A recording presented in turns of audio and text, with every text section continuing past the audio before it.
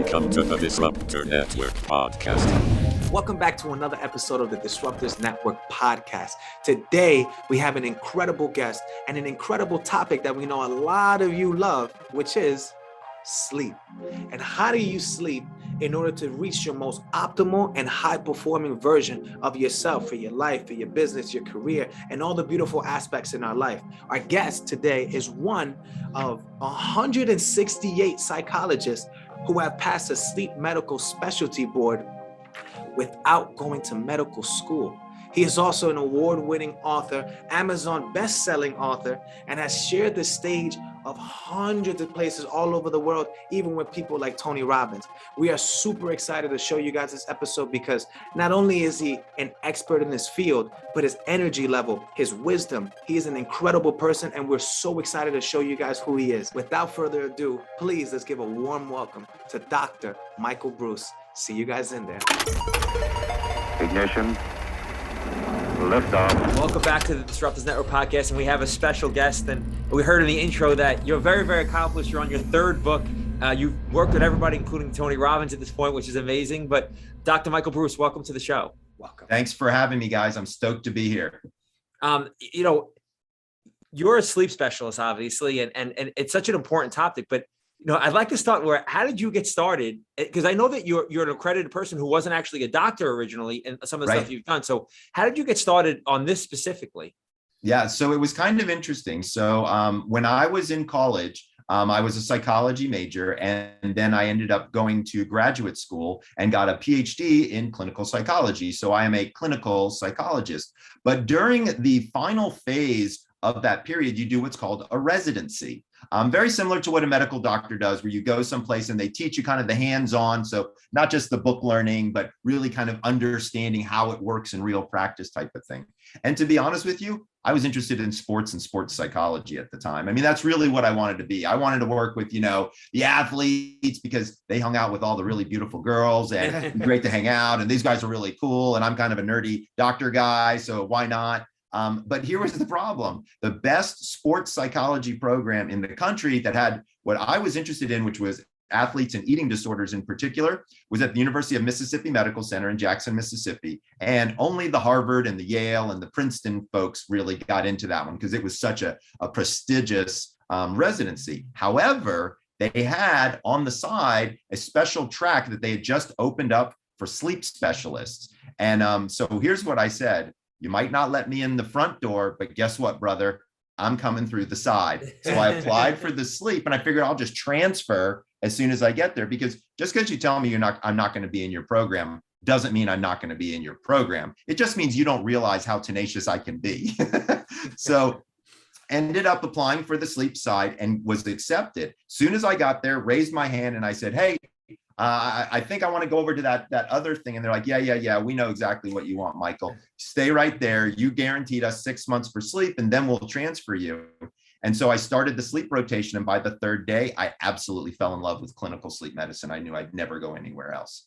Guys, I help people like this. It's unbelievable. Right? I mean, when you change somebody's sleep, you change their life. It's incredible. And it's such a needed, important area of health that so many people overlook. I mean, guys, I can't count the number of people who've turned to me and said, oh, I'll sleep when I'm dead. My first reaction to that is, newsflash, guy, it's going to happen a lot faster if you keep up your crappy sleep than if you don't. So why don't we make your journey a little bit better and teach you how to sleep a little bit more? And so I did the 6-month rotation, and then I went and applied for my first job. Now, remember, I'm a Ph.D., not an M.D., right? So I applied for my first job at a sleep center with a group of pulmonologists. And they said, Michael, this is great. The only thing you have to do, you've got your job. We're going to give you a 1-year contract. The only thing you have to do is take and pass the sleep medicine boards at the end of the year. I raised my hand and I said, Dr. DiMarini, I'm a PhD, not an MD. That's a medical board. You're asking me to take a medical board without going to medical school. And he said, yep, I am. And by the way, if you fail, you're fired. Wow. So I was like, no okay. pressure. Yeah. So I go home to my girlfriend, who's now my wife at the time. And I was just excited to get a job. I mean, dude, I was like, fine, 1 year, great. I'll do my year there. And then about a week later, my girlfriend, now wife at the time, turned to me and she said, "Are you going to do it?" It's like, "What do you mean?" She's like, "Are you going to try to pass the medical boards without going to medical school?" I was like, "Are you crazy? Like, who does that?" She turned to me straight look and she was like, "I think you can do it." That was all it took, bro. That was it. Click, done. For a year, I studied for a year. I took it as the last possible participant to take it. And I'm one of 168 people in the world that have ever taken a medical board without going to medical school and passed. Wow. And what does that look like? When you say that, what does that look like? Yeah. Oh, so you guys will appreciate this because you're entrepreneurs. So they have a reading list, 14 textbooks. All right. So I had to teach myself neuroanatomy, neurochemistry, pediatrics, general medicine. It was all in textbooks, right? So I would read a paragraph and I would write, I'd take a note card and I'd write, what would be a good question from this paragraph? And I'd write the answer on the back. And I would do this every single day, every single thing that I read. So by the time I was done, I had 4,000 cards. Okay. And every single night I would just flip cards. It would take me hours and hours and hours to do this, right? So I really pushed myself into it and learned and memorized and learned all that. So here's the best part that you'll love. Once I passed, I took those 4,000 cards, I culled them down to the top 250, and I created a set that could be sold to people who wanted to take board review courses. So it was my very first entrepreneurial project that I ever did. Was I took my study tool and I formalized it and sold it to people. That's amazing. Let me ask you a question. Going for the medical boards that way, is that frowned upon by medical doctors in that field? Like an outcast, almost, I would think. Right? So it was very interesting. So a lot of times, and so eventually over the course of time, they actually created a specialty board for PhDs to take in sleep and sleep medicine, but I don't have to take it because I took the medical one. So in some instances, when I'm at a conference, I have had some MDs turn to me and say, why are you calling yourself a sleep doctor? You're a PhD. My answer is very simple. I passed the same test as you. You want to do it again? I love that. And listening to a lot of stuff you've written about and spoken about, can you explain what I hope I'm saying this right? Adenosine is adenosine. Yeah. So it's really interesting when you think about sleep. There are two specific processes in the brain that help you fall asleep. One is called your sleep drive. The other is called your sleep rhythm. Sleep drive has to do with the chemical that you were just describing, which is called adenosine. So when a cell eats a piece of glucose, something comes out the back end. One of those things is called adenosine. Adenosine works its way through your system and then goes to a very specific receptor area in your brain. And as adenosine accumulates, you get sleepier and sleepier and sleepier.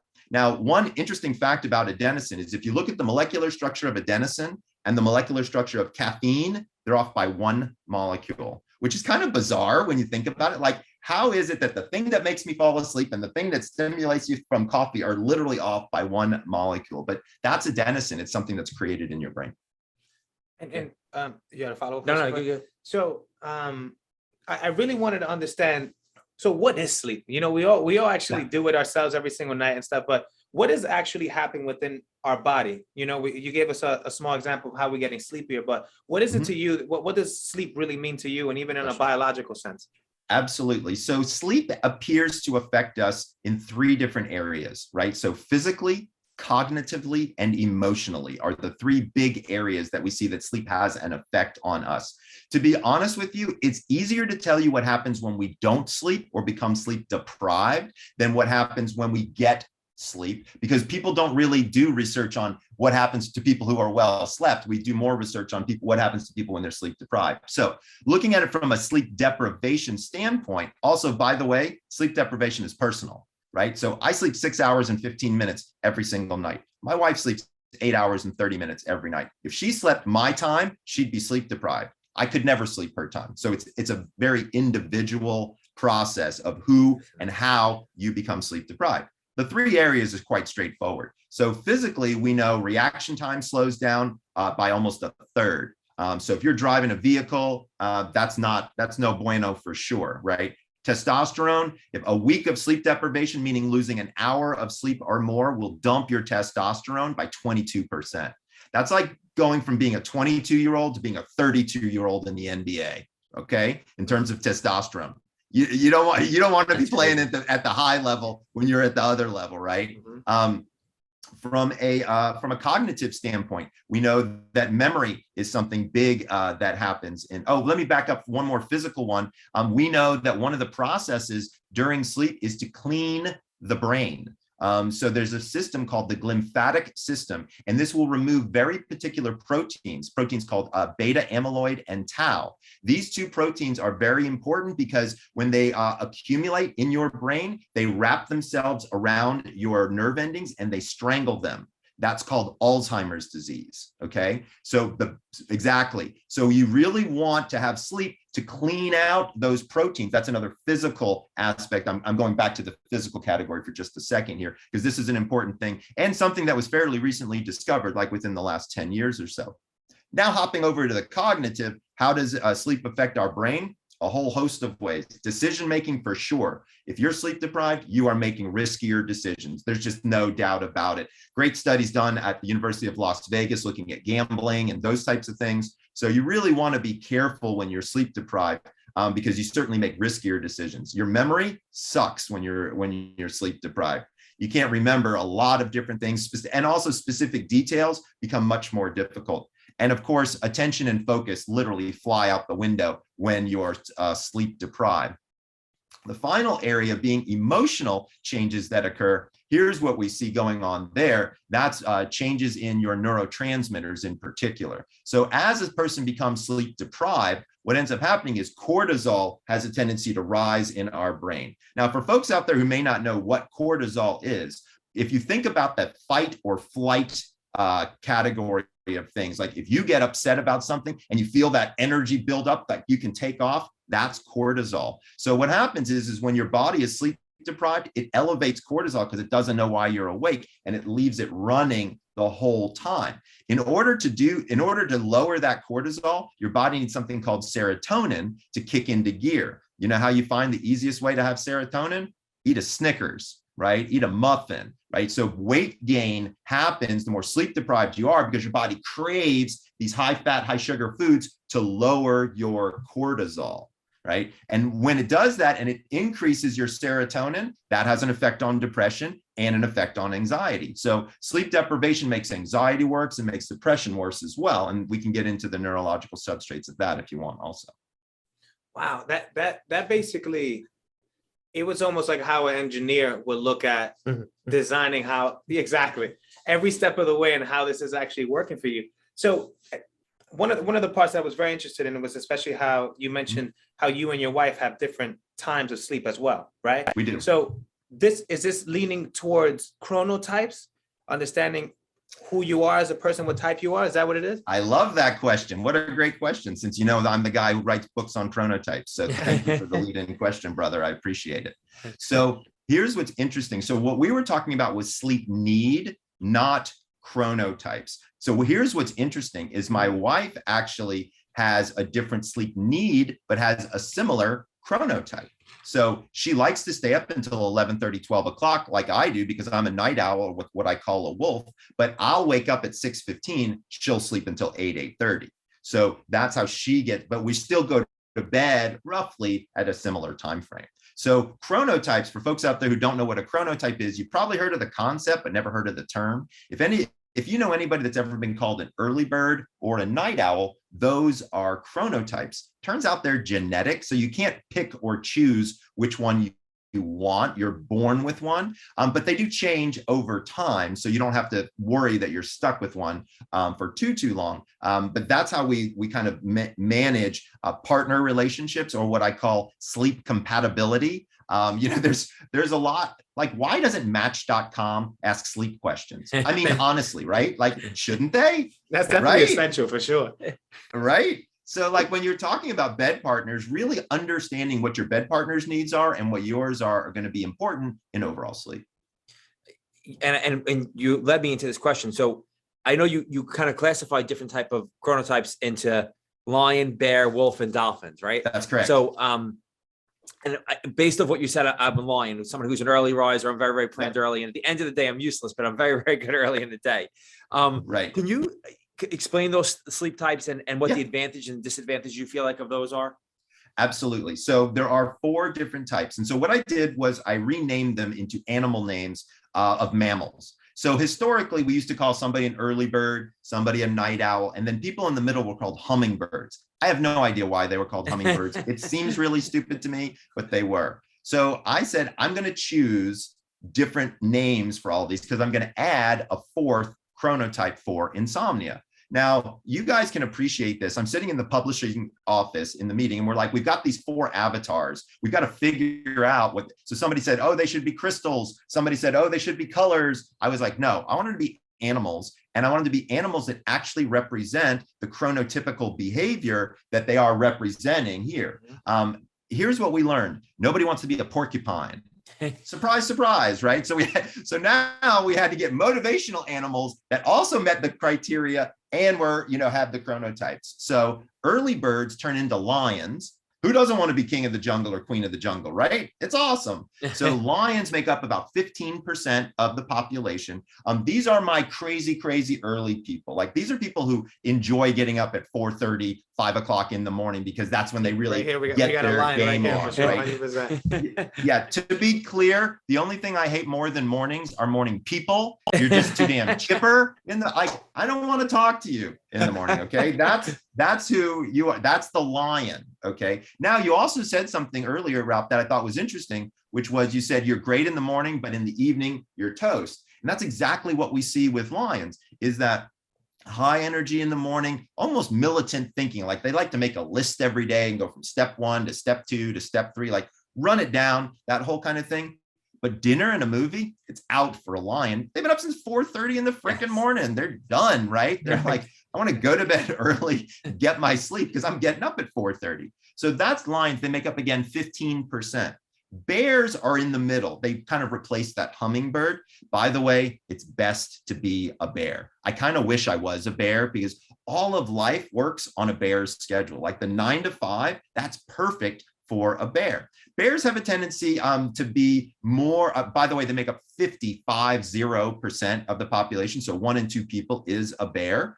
By the way, if you want to figure out what you are, go to chronoquiz.com. That's my website. Doesn't cost you a dime and you can learn what your chronotype is. Awesome. The bears have a tendency to be a bit more on the extroverted side. Not all of them, but some of them. But these are the people that get stuff done. They're the people who are usually very friendly, invite you to their home for the holidays, buy you a beer type of thing. Very good general people who are enjoying of social activities. The next one, the night owl, I call them wolves, right? We know wolves are nocturnal creatures, they hunt at night, that kind of thing. They make up about 15% of the population. I am a wolf, and I have been since I was a teenager. By the way, everybody goes through all of these phases as young people. So when you're an infant, you're a lion. You go to bed early, you wake up early. Makes sense. When you're a toddler, middle schooler, you're a bear. When you're a teenager, you're a wolf, right? Who every teenager, what did they want to do? They want to stay up until 2 and sleep until 12, right? Yeah. Kind of classic wolf behavior, right? The final category was the one that I wrote the book for, The Power of When, and it's I call them dolphins. Now you might be wondering, okay, Michael, I get all the other ones, but why dolphins? So it turns out dolphins sleep unihemispherically. So half of their brain is asleep while the other half is awake and looking for predators. And I felt like, that seems like an insomniac to me, somebody who's like never quite asleep. And so the 4th category, and this is genetic, by the way, is this insomnia category. And so what's unique about understanding what your chronotype is you can actually, once you know it, you can predict the perfect time of day to do just about any activity because you know exactly where your hormone levels are, right? So for example, Ralph, let's say that you're up. What time do you get up in the morning? Like 4:30. 4:30, right? So that would kill me, right? So I'll take a wolf's normal wake up time, which would be about 7:30, 8 o'clock, right? So here's what's interesting is when you wake up at 4:30, your melatonin turns off, your cortisol turns on, and your day progresses, right? When I wake up at 8 o'clock, same thing happens. My melatonin turns off, my cortisol turns on, and my day progresses. If I wake up at your time, my melatonin doesn't turn off and my cortisol doesn't start up. And that's the problem. Wow. Right? Is trying to fit yourself into a different schedule. So dude, you're doing it right. You figured out what works for you and for your chronotypical chronotypical schedule, keep on it, because if you're able to naturally wake up at that time, have decent energy throughout the day, and be able to kind of do your thing, you've kind of figured out what's going on. In the book, what we did was we figured out all kinds of other things besides sleep. So I can tell you the perfect time of day to have sex, eat a cheeseburger, ask your boss for a raise, you name it. And with the new book, Energize, we take chronotypes with body types and we bring the science even further. I find it very interesting because I've gone through many different, are you familiar with polyphasic sleep cycle? I am. So when I was in college, I was very, very busy. I had a couple concussions, and so I couldn't play basketball anymore. So I started a business. I started to do a couple things while I was there. I had to study a lot of stuff.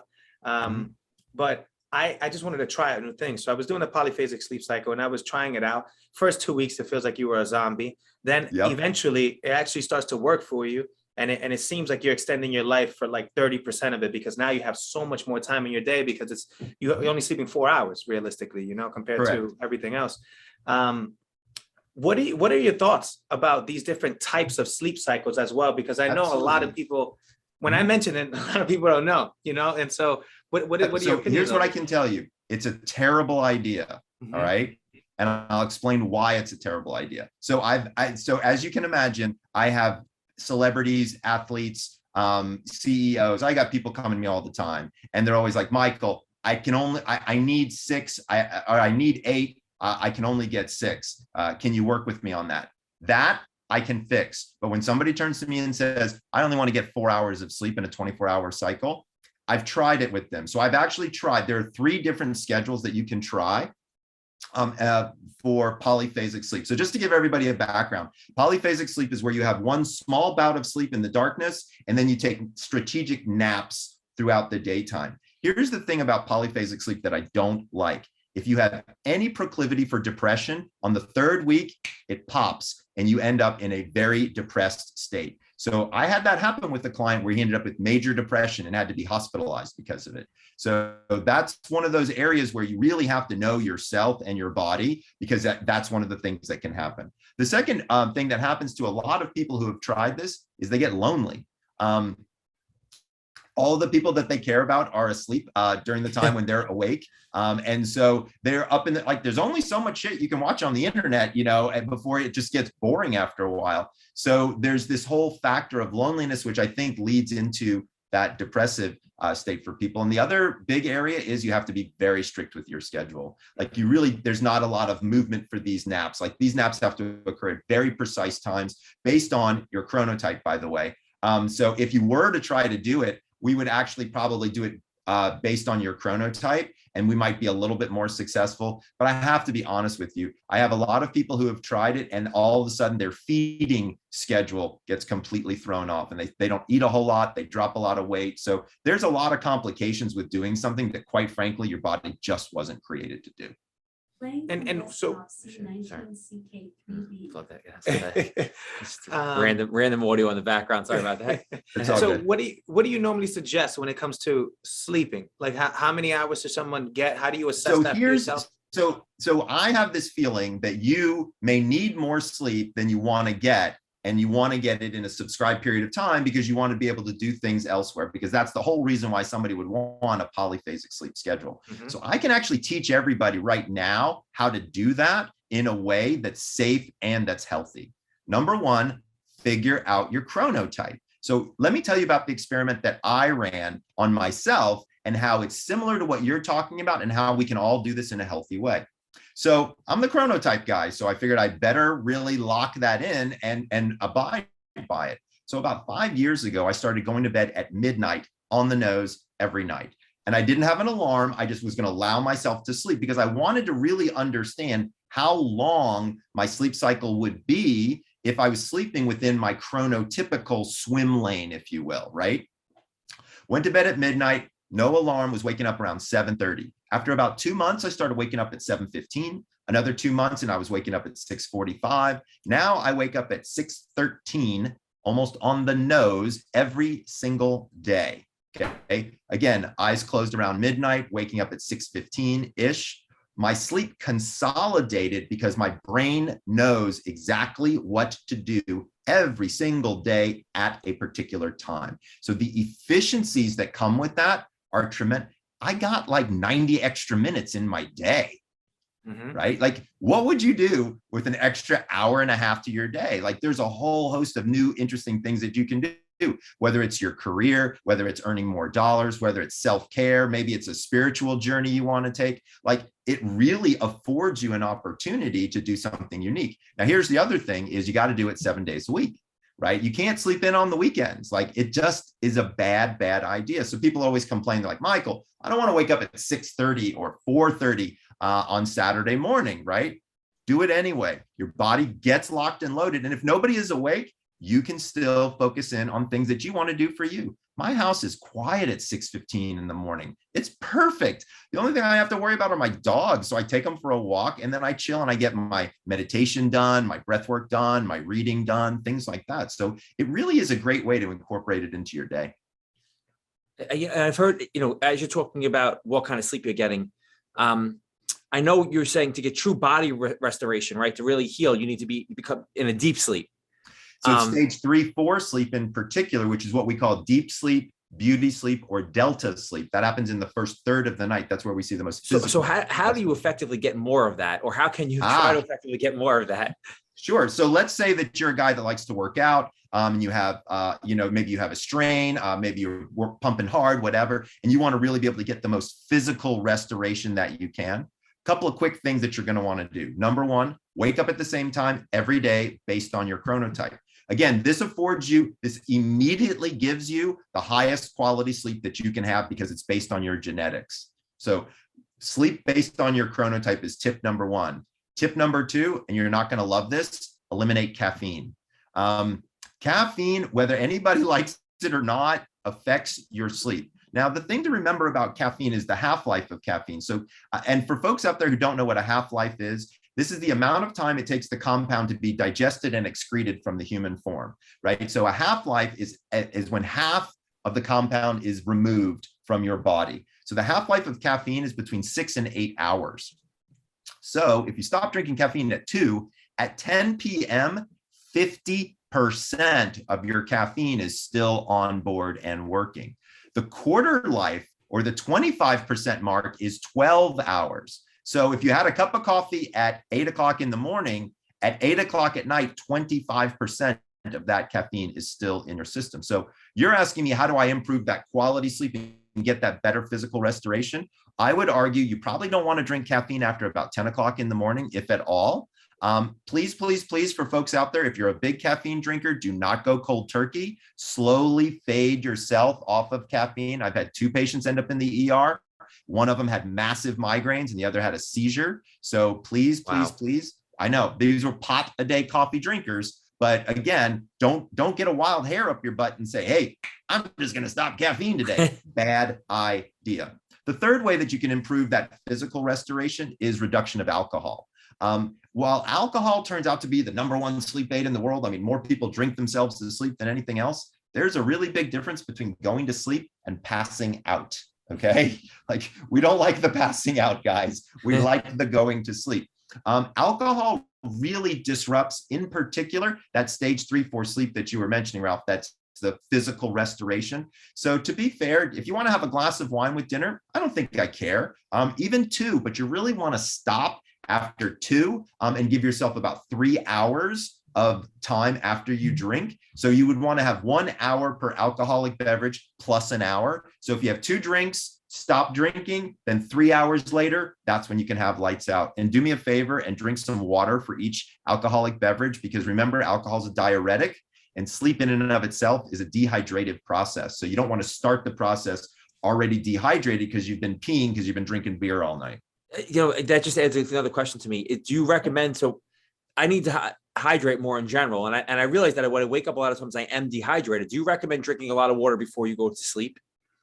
No, I recommend drinking water when you wake up, not before you go to sleep. So The very first thing that I have every single one of my clients do is they drink between 15 and 20 ounces of room temperature water as they're waking up. So as an example, when you wake up in the morning, I want you to pull your legs over to the side of the bed take 15 deep breaths just to wake up your respiratory center yourself, be present for the day. Right next to you should be a big old glass of water, one of these jobbies, and just bring the whole thing down if you can. Then walk outside and get 15 minutes of sunlight. Why sunlight? So when sun hits your eye, you have a special cell in your eye called a melanopsin cell. It'll turn off that faucet in your head and clear up some of that brain fog. So you want to get hydrated and you want to get that energy from the sun. By the way, 15 minutes in the sun also produces vitamin D, and 98% of the deaths have been in vitamin D deficient people. 98%. Wow. So everybody get your butt outside and get some freaking sun, okay? That's a crazy number. Crazy number. And I know that most people are vitamin D deficient too. So that's a crazy number. I know, bro. And I take a vitamin D supplement and I have it tested, and I think the person told me I was a little bit high, but now I'm happy to hear that. Maybe that's helping me in other things. So you're in good shape, my friend. You're in good shape. Before we move on from the chronotypes, when we get deeper into more sleep, one of the things that makes me very excited about this podcast and this episode in particular with you is because even after you describe the chronotypes, I don't necessarily fit into one, but more I feel like I'm two, which is interesting enough. I feel like I'm both lion and a wolf. And if you were to go into my bedroom, you'll see that I'm surrounded by art pieces of both wolves and lions. So it's literally just all encompassing, because I wake up in the morning, very similar as you. I wake up and go into my meditation, my breath work. I drink a glass of water, actually like a bottle of water. I down before it. And I spend some time with the sun in the window. I don't go outside because it's very cold in New York right now. I get it. I heard you guys just got a snowstorm too. Yeah. Now it's happening weekly for us. And one of the things that I do is that right after that, I almost feel like now I'm ready for like an analytical brain, that now I can start working. I can do my thing like this. But then as the day goes on, I'm still wired in doing a lot of stuff.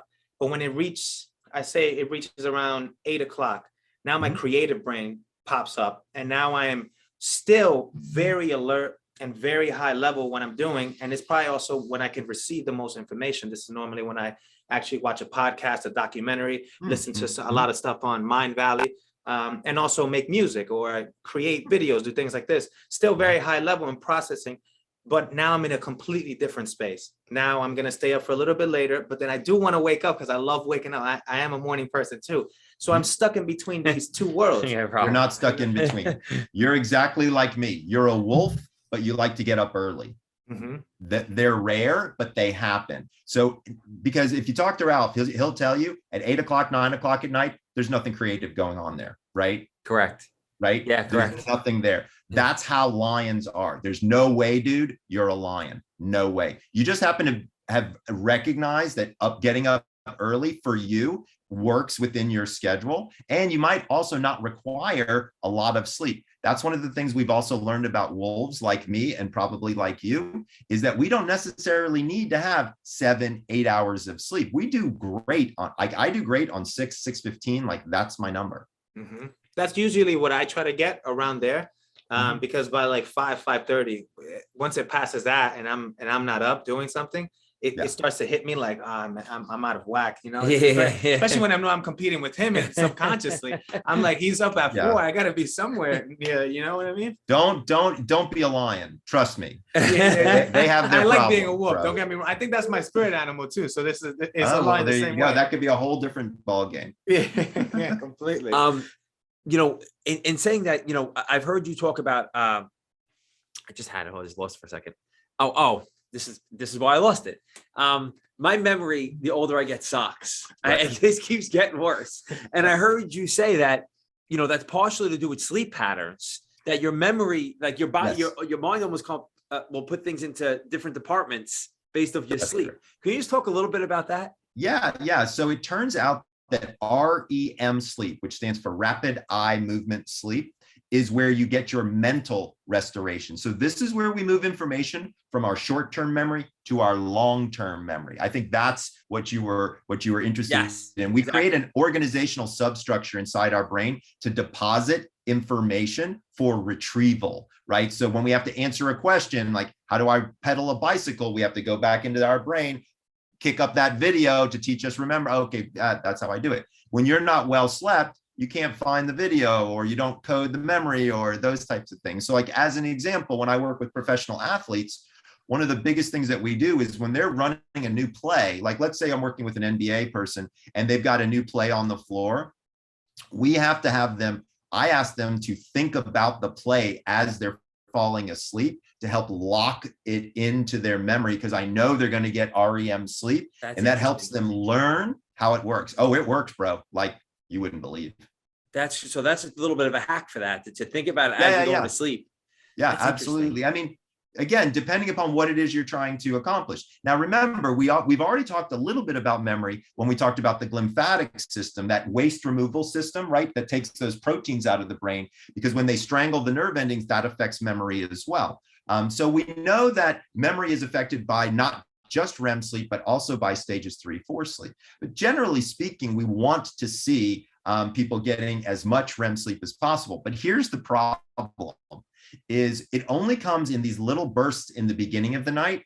And then towards the end of the night, you get more actual REM sleep. So it's not an equal amount in each sleep cycle. This is why when somebody who, let's say that they are a night owl, right, gets up early, they cut off the last 2 sleep cycles, which is where all their REM is, and then they have memory issues. So that's one of the things to think about. So for you, if you're waking up relatively early and you're feeling refreshed and things like that, and you're good throughout the day, then the second area that I would be looking at from a memorial standpoint, because it sounds like your sleep might be okay, would be looking at your nutrition. Right? Is so like really dialing in, understanding what your macros are, trying to pull away. I mean, you don't look like somebody who eats a lot of sugar or has a lot of processed food anyway. So keeping, because those things are like, they're like death for your brain, bro. I swear to you, it's terrible. But pulling away from some of those, you can really start to help improve some of those memorial deficits. And you look young to have any real memory issues. Do you have? I'm 43, and it doesn't feel like serious memory issues, but it just things. I've always have a very strong memory, so I feel like I lose more and more of it. But you could be right, and I eat pretty strict, but sugar is. I don't drink alcohol, but sugar is definitely it's my alcohol. Like when I want to reach for something, you know what I mean. So it's good to know that that's something that could be affecting it, though. Also, yeah. And what I would do is I would really look at the length of your sleep and how you feel when you wake up. So, you know, if you needed to add 20, 30 minutes to your sleep cycle, and then you start to notice, hey, I can remember names better now, that could be helpful for you. So you might play around with that experiment just a little bit and see what happens. Great. And one of these interesting things is that, like, assessing how many hours actually works for you. Like, what do you think? Yeah. What is it that someone should experience when they wake up in the morning? So I'm going to show you a system. I'm going to show you a system that'll work perfectly. So what you do is you take your socially determined wake up time. So in our house, that would be what time the dogs get up or what time the kids get up to go to school. So let's just pick a number. Let's say 6:30 is your socially determined wake up time. I know, Ralph, for you, it's 4:30, but we're going to work at 6:30 with all the regular humans out there, my friend. Okay, so 6:30. Now we know the average sleep cycle is 90 minutes long. And we know the average human has 5 sleep cycles, right? So 5 times 90 is 450 minutes. Divided by 60 is 7.5 hours. Okay. So number one, 8 hours is a myth. I mean, the freaking math doesn't even work on this. Okay. So don't worry about 8 hours. I'm really happy you said that, by the way, because I think 8 hours is a myth. So I appreciate you said it. Trust me, dude, I'm a sleep study. I know this stuff. It is a myth. And that's one of the things that has really made people feel guilty or felt shame, like, oh my God, I don't get 8 hours. Like, you're right. Who gives a shit if you don't get 8 hours? Wake up and feel good. That's what we're looking for. So back to the formula. So you wake up at 6:30. We know that 7.5 hours is roughly a sleep cycle, which tells us that your bedtime could be at 11. Now, to be clear, we're not basing this on your chronotype. This is purely an academic kind of thing that people can play around with. So you go to bed at 11. If you can wake up at 6:30 without an alarm, you found your zone. Right? If you wake up before your alarm, let's say you wake up at 6, well, then you don't need 7.5 hours, you need 7 hours. If you need an alarm after 7 or so days, then maybe you should extend your sleep time past 6:30. Run the experiment. Honestly, it'll take you less than 10 days to figure out exactly when your bedtime and wake up time should be, and then just layer it in from a consistency standpoint. That's a great way to do it, because you're right, because most days I'll wake up a few minutes before my alarm. Almost I always, I know. wake up a few minutes. And I'm like, is there a clock in my head? But I always kind of even know what time it is because, and that makes me feel a lot better about it, to be honest with you. Yeah. Well, it's really good that the clock in your head is waking you up just before the alarm. That actually tells me that you have a really strong circadian rhythm. So I've got patients who can just look at the clock and say, I want to be up in 6.5 hours, close their eyes, and they are. Yeah. You will be able to have that talent over the course of time, more than likely. Cool. And one of the biggest parts, so I'm an Eagle Scout, so I spent a lot of time in the woods and a lot of nights in the woods, right? Oh, and yeah. One thing, if I'm hiking, let's just say I would say the best time that I ever had a really like designed sleep cycle was when I was walking across Spain, because everything was very similar. You know, the sun rose at the similar time and it's going to set at the similar time, you know? Yeah, right. And so when you're in the woods, you go to sleep very early. No matter who you are, you're going to always knock out really early because everything around you has fallen asleep. And you also don't want to hear the crickets all night, right? So that's the other part of it. But a lot of people's environments, especially in today's society, doesn't allow them to go into that type of sleep that quickly. You know, nothing around them is going to sleep because their phone is on, TV, Netflix is on and stuff like that. How do you think people should prepare for sleep, you know, to be able to get to that? So I have so many great comments on this one. So number one, I want to tell you, Mr. Eagle Scout, about a really interesting study that was done with camping and insomnia.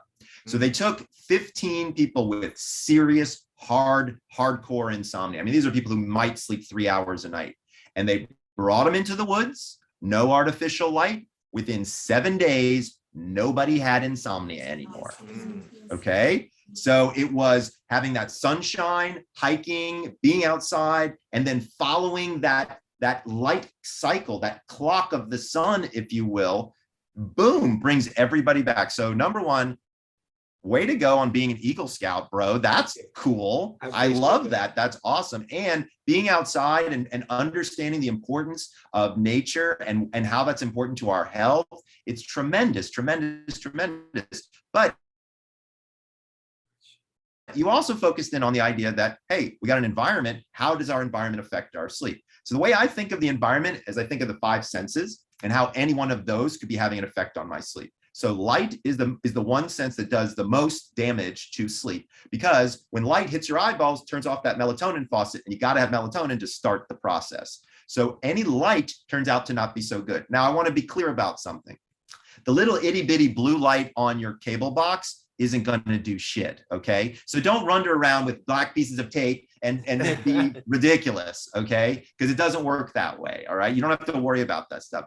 Even, I'll tell you another story. So my wife falls asleep with television on every single night. I'm the sleep doctor, bro. Okay. So it's like, holy cow, how am I going to deal with this? Right. So I said, all right, we're getting rid of the TV. So you know what happened? She got rid of me. So then I put the TV back in, and then I was allowed back in the bedroom. So I studied her to see what was going on. She wasn't even watching the TV. She was listening to it kind of out of the corner of her ear, with her eyes closed. And it was a great distraction technique for her. Look, every single television out there has got a timer built into it right now. So if you can't figure it out, ask your kid. Like I asked my son, and he figured it out for me. And so we set the timer. So she turns it on, the timer goes off, and everybody can go to sleep just fine. So TV is okay. I'm the only sleep doctor in the universe that says that. The biggest problem are phones, tablets, and laptops. Number one, the proximity is much closer, but to be really honest with you, it's the engagement. If you're trying to get your high score on Candy Crush, you're not trying to go to bed. So cut the crap and turn off your phone, you know, and get some sleep, right? So I really try to get people to slow down the electronics if at all possible. And what I personally do is, you got to remember, is you got to have runway to land the plane, right? Sleep is not this on-off switch that just kind of clicks on and clicks off.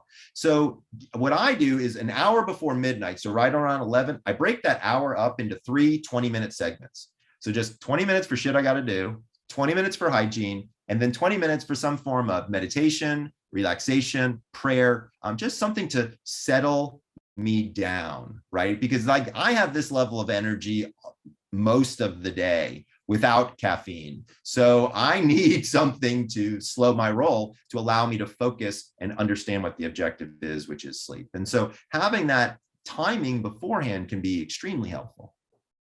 That's, and you do have a great energy. You're very high energy. And I knew your new book, it'll lead me into that, is called Energize. Yes, Can you just talk a little bit about what the new book is about? I plan on reading it, by the way, but just to give the audience a little bit of an idea what that's about. Of course. So Energize is where we took all the stuff about chronotypes, like what we were just talking about, and then we applied it even more so. So when I was writing the book, Power of When, I became an intermittent faster. And for folks out there who don't know what intermittent fasting is, this is where you only eat during a certain period of time, and then the rest of the day you're fasting. So there's a feeding time and a fasting time. And what we've learned from this, the science on this is very interesting. Number one, it gives you tremendous energy, but it also helps with longevity. It also helps with high fat burn. So it's actually healthy for you to only eat within a certain subscribed period of time. We call this either time restricted eating or intermittent fasting. So I started intermittent fasting because I was really interested to see how it would work, but I did it based on my chronotype, right? Because I'm a wolf chronotype. I can't eat freaking breakfast in the morning. Are you kidding me? Like, I'll barf if I try to eat something. So I rotated it and it worked even better. So I was like, okay, this is interesting. So one of the people that I work with, her name is Stacy Griffith. And so Stacy is one of the founding trainers of Soul Cycle, which is that, that indoor cycling class. And so I was talking with her about movement and about exercise and about sleep. And we were both sitting there, and she would be like, I got people who do 2 classes with me and they tell me they're exhausted and can't sleep well. And I said, I got people who sleep well and tell me they're exhausted but don't exercise. We were like, we need to marry these 2 ideas and figure this out, because let's be honest, like, why do you sleep? Like, nobody shows up at my doorstep and says, oh, Michael, I've got too much freaking energy. Like, like, how do you help me with that? Right? Like, that never happens. Right? People only notice when they have low energy, right? And when they're not sleeping well or not feeling good. And so we said, there's got to be a connection here.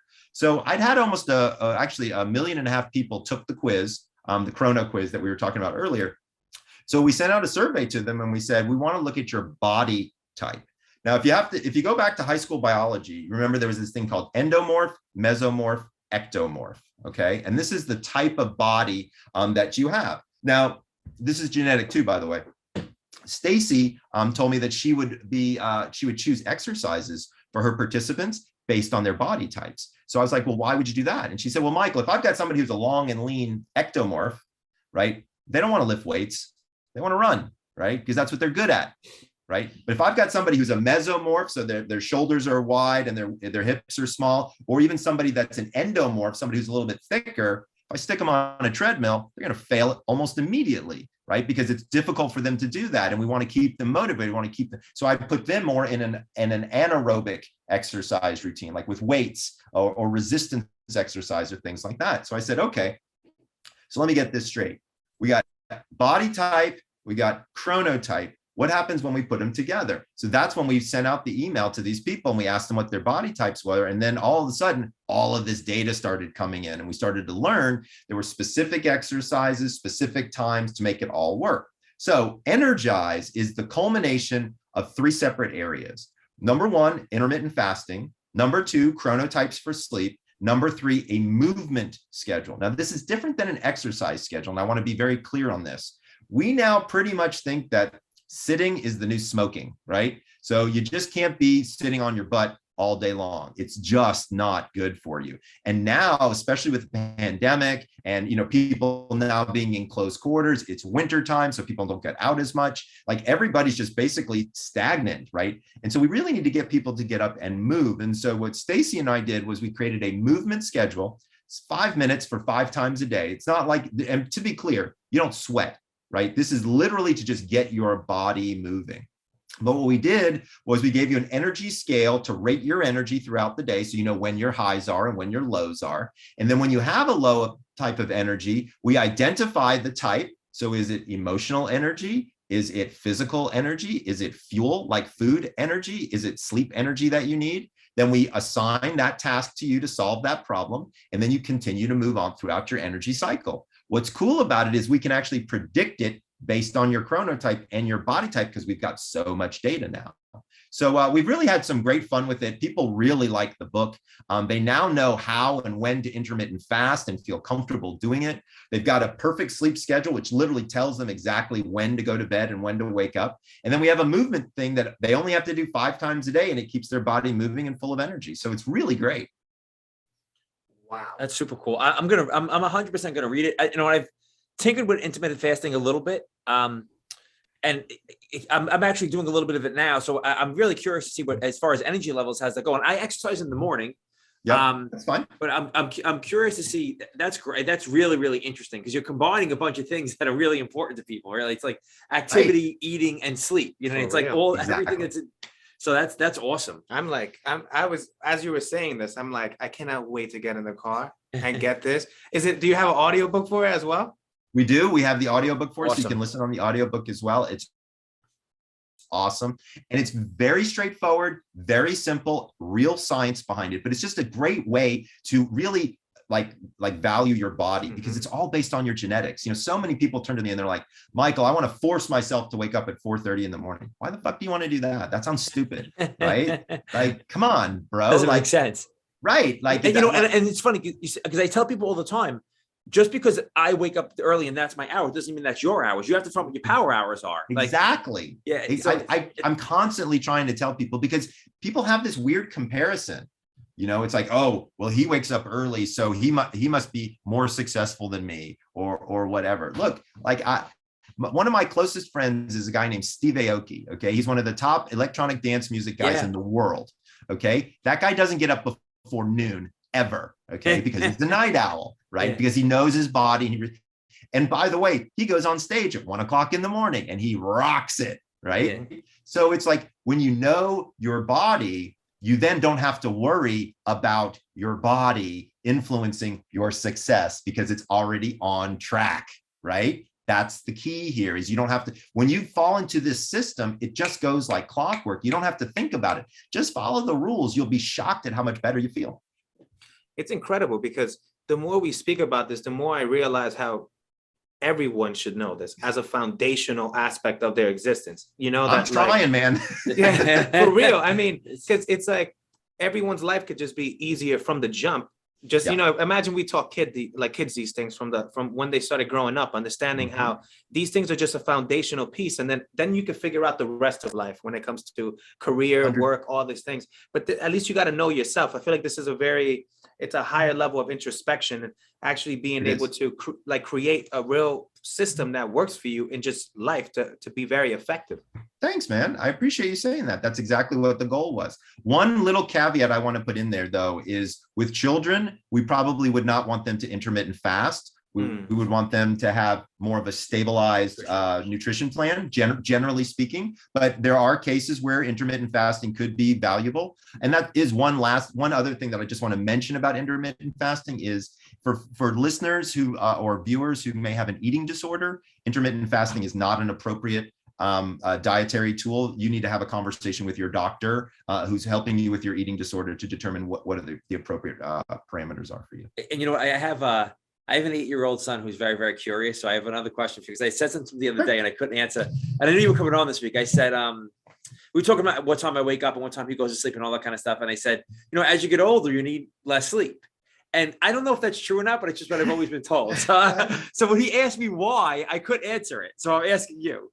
So it's a yes and a no. So okay. I've got some patients who are 75, 85, 95 years old. They still sleep 7.5 hours a night.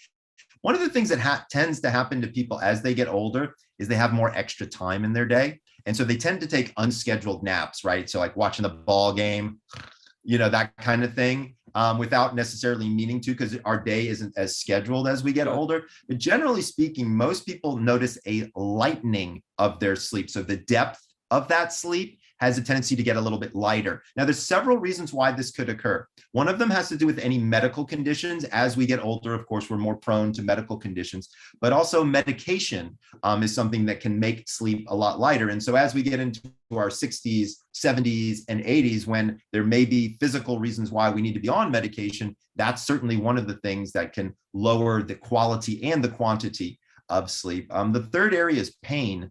You know, a lot of older people suffer from low back pain, hip pain, shoulder pain, those types of things. So that can also lessen the quantity and or the quality of their sleep. And I've got some older patients who actually have the opposite occur. They become hyper somnolent, meaning they want more sleep, like 9 hours, 10 hours of sleep. When somebody starts to have those kind of issues and they express them to me, I'm very worried about depression, right? Normal people don't sleep more than 9 hours, period, end of story. Your body just shouldn't need it. I mean, there are some genetic exceptions, but they're really, really rare. So when somebody turns to me and says, hey, Michael, I'm sleeping 9.5 hours, I need 10 hours a night, I'm wondering, number one, could you have depression? Number two, could you have narcolepsy, right? That's an excessive sleep disorder. Or could the quality of the sleep that you're getting, could you have a mild case of sleep apnea, not know it, and your body is extending your sleep cycle just to try to get more quality sleep? So as we age, it gets a little bit more complicated. However, one of the things that I am interested in is my next book is probably going to be about seniors' sleep. So I'm going to go really down the rabbit hole for you. So I'll be able to come back and give you a great answer once I finish researching that book. That's awesome. I'm sure we could probably keep you for another 3 hours to answer questions. This is unbelievable. And I got to tell you, like right off the bat, this is one of my favorite podcasts that we've done, because I think it was very, very informative for everybody. So thank you. Well, thanks, bro. I appreciate What's the best way for people to connect with you or follow you or keep up to date with the stuff you have going on? Sure. So I'm very easy to find on the internet. My website is The Sleep Doctor, and doctor's all spelled out, .com. Nobody's going to forget that.